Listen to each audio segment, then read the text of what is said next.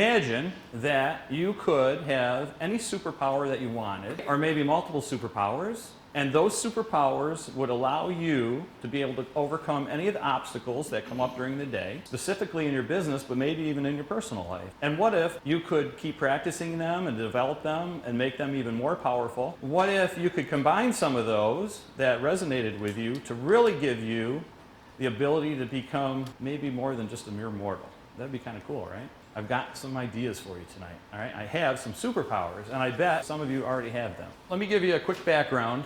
I started many years ago as a young man as an entrepreneur, when an entrepreneur was a dirty word, and mostly society and my family would say that being a creative person, I could always fall back on my art, I could always fall back on my creativity if I couldn't find or hold a real job. That was kind of what I was told. That was very much the mindset of people back then. So you were either going to get a job working at one of the big companies near where I worked. Kodak and Xerox were two big ones. Bausch and Lomb also, but mostly Kodak. Any young people ever hear the word Kodak? 3-bedroom ranch house with a 2-car garage and a gas grill and a pool, and raise your kids, all on the money that you made when you spent your entire adult life working at that one company. And the other option that I was given was to go to college and get a degree, and that would then give you a job that was a skilled job or something like that, right? So those are kind of the two choices. Being an artist was kind of more of a trade, only there was no place to learn, so I had to teach myself. So starting when I was in high school, I started teaching myself how to make logo designs and do graphics, since I was a creative person by nature. And the people who had money were small businesses. So I started serving the small businesses with whatever they needed. So some of the things that I mentioned: signs, mobile graphics, billboards for ballparks, all that stuff. And I was doing it in my parents' house. And when I got about 24, I filled everything up. I was doing billboards in the backyard, and so I needed an official and professional space. And so at 24, I quit all those other part-time jobs that I was doing, and I went full-time and opened a graphics company in Rochester. So that's when I started full-time. Now the downside of that whole thing was the only business training I ever had was what I accidentally tripped over being a kid, trying to learn things, as learn by doing. But I did read books, so we didn't have an internet yet, but I read all the books that you might have heard of, especially if you were over 50. You may be Think and Grow Rich was a very old one, but it's still the #1 book I recommend. In Search of Excellence was popular at the time. Guerrilla Marketing was a big one, the first guerrilla marketing book, and those really resonated with me. There were others, but those are some of the main ones. I'm sharing with you some of the things that I've developed, and so there's some things that I've adapted, some things that I've invented to be workarounds for me, a very right-brained person. If I wanted to have a business, I had to teach myself a lot of the left-brain things and develop tools and skills that allowed me to get through every day, right, and to excel, and not to get frustrated, not to quit. They are actually superpowers for us. One of the most important things, and we referenced it a minute ago, is to understand your why. Has anybody ever heard this before, finding your why? I have it included in a lot of my programs. You have? Anybody else? I have. You have too, Jane? When we talk about using your why as your source for power, it is a fuel source for all your superpowers. It is a way that you are internally motivated. I think of it this way. I think of inspiration as things that come at me from the outside of me. An inspirational speaker, inspirational sayings, maybe a book that's inspiring, seeing another person do something, it's inspiring. I love to see, especially people who have recognized they have a skill to be able to succeed at it, whether it's in sports or the arts or a business skill. It really, I get goosebumps right now even just telling you. It does something to me. I love that, right? Those kinds of things are inspirational for me. They come from the outside. And the reason I get goosebumps with that is because they connect with my why. And my why is my internal. And that's where my motivation comes from. When something bad happens, I use a lot of these skills and I just overcome it, right? And maybe I have a bad day or a down day. I'm in the moment, I experience it, I feel it. If I'm sad, I let myself feel it. And then I use these and I move on. And I've always done that. And the reason I think that I can do it is because I've identified my why, which there are several parts to. One of the things I did differently for tonight, I printed out of the book, 10 Essential Superpowers. Not to make this part a commercial, because I'll do a commercial later, trust me. After each one of the superpowers in here, there's a worksheet. So I've made it so that you can think about the actual superpower, and then there are a couple exercises for you to kind of internalize it, think through it, and then figure out how you can apply it to whatever your goals are. You'll see that there is a page in there. You can use that if you want to find your why. It should be right on the very first page right here. You see there's a figure there. The hands, that's what you do, and then the head, how you do it, and then the heart, why you do it. And that's your why.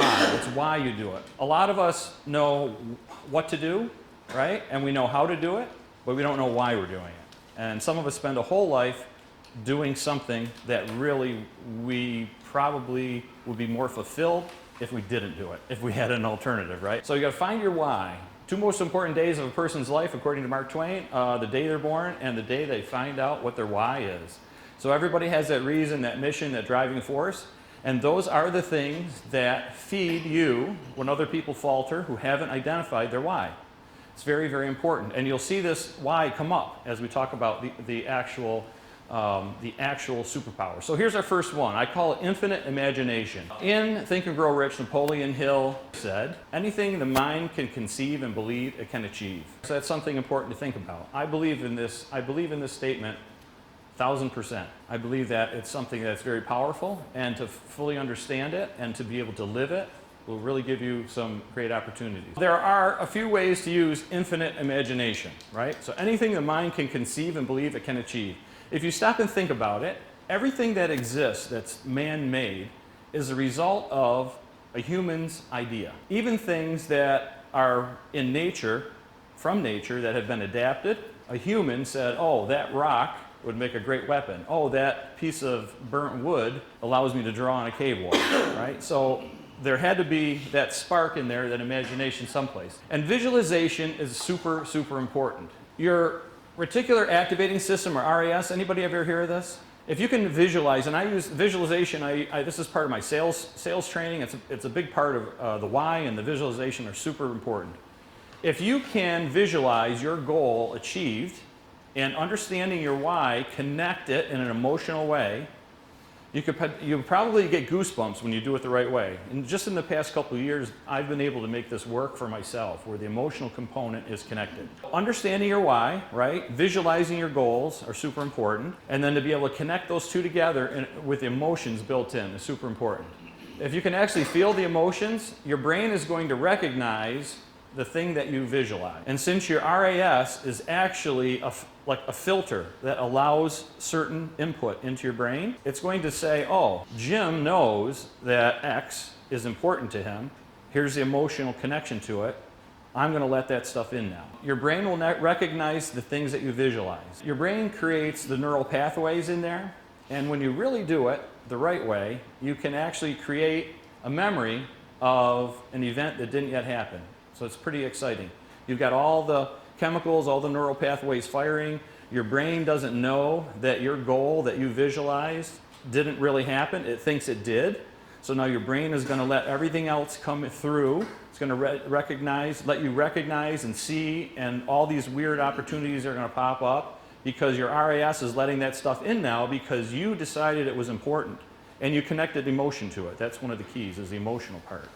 So again, if you can visualize the stuff, if you get goosebumps when you're doing it, I think you're doing it the right way. A second point on here are limiting beliefs. Your limiting beliefs basically are things that you believe that prevent you from achieving your goal. You can always fall back on your art. Well, what does that mean?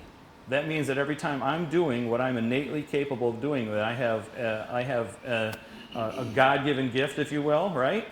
However you want to define it, whatever it is. I'm naturally wired for something. Whenever I do that, that means I failed. I've actually failed at being able to hold a job, which is essentially someone else's determination of what I am. So my limiting belief would be that anytime I'm being creative, I'm a failure. That was something that was not meant to be said, but essentially that's really the ultimate message that I got, right? Didn't realize it till I was an adult. It hit me one day like a bolt of lightning. I'm like, oh my God. That explains a lot, right? Explains a lot. So they're learned ideas, but you have to decide what's true for you. What's the current concept of yourself? Is it something that you've decided is your concept? Is it something that you've decided that you are? Or is it something that someone else told you that you are? Is it something that society told you that you are? If you're over 60, if you're over 70, does that mean that you're no good? Does that mean that you should retire and go fishing, that the skills that you have are not worthy of being shared? Is that the message that you're getting? I would say that's an incorrect message, but a lot of us have gotten it. There is ageism, right? Fishing part's right. If you, what's that? The fishing part's right? If you're young, you might be getting the opposite, right? When I was young, when I was 19, 20, people didn't really take me seriously, people that were in business. I had a photo taken of me, a headshot, and I took sun in and I combed it through my temples for a few days to lighten my hair up. And then when I got a black and white photograph, or I should say when I got my headshot, I had it in black and white, and it looked like I had a little gray in my temples. So it's like I kind of cheated it because I knew I needed to look older. It worked. So it worked. Anyways, so what's the current concept of yourself? It's something that you can think about. And I think we probably have some exercises on the sheets that you can take some notes and think about that. And one of the things that we want to do is to reprogram our brain so that we become limitless, so that we are only constrained by our own thoughts and actions. And since we're being proactive and we are telling ourselves that we are worthy, that we have skills, we have these superpowers that we can overcome, that we are talented, right? And we're looking for proof of that, right? If that's all connected with your why and emotions involved, your brain is going to let all the information in that tells you that you're successful, that you're talented, that you know what you're doing, that there's, you know, people could depend on you, etc. All these things, right? The opposite of maybe the negative messages that we would get from society or that maybe we got when we were kids. So you want to allow the dominating thoughts to support your own goals. There's a lot of different ways to do that, different tools. Jim had mentioned that you have inspirational sayings around your house. That's a way for you to keep in your own mind positive things, right, that are important to you. So have you chosen anything specific that counteracts a negative message or a limiting belief? Does anybody else use sayings or plaques or tangible sort of things, something on your phone or on your desktop, on your computer that might pop up that was specifically chosen to counteract a limiting belief or thought? So one of my favorite sayings is actually paraphrasing Teddy Roosevelt, and it's success makes up for a multitude of blunders, is the way I like to say it. Rather than be overwhelmed by all the failures and the mistakes and the embarrassing things, and I put my foot in my mouth all the time, right? So if I let that stuff bury me, I just may as well not even get out of bed. And I know that each little success, each little thing or a big thing makes up for all of that. That's the way I look at it. So I'm always looking for win. Little wins, big wins. That's sort of like my mindset. Find some sayings, some inspirational sayings or some sort of things that resonate with you that counteract any negative messages or any limiting beliefs that you have, right? So like be intentional about it. Infinite imagination defeating your limiting beliefs.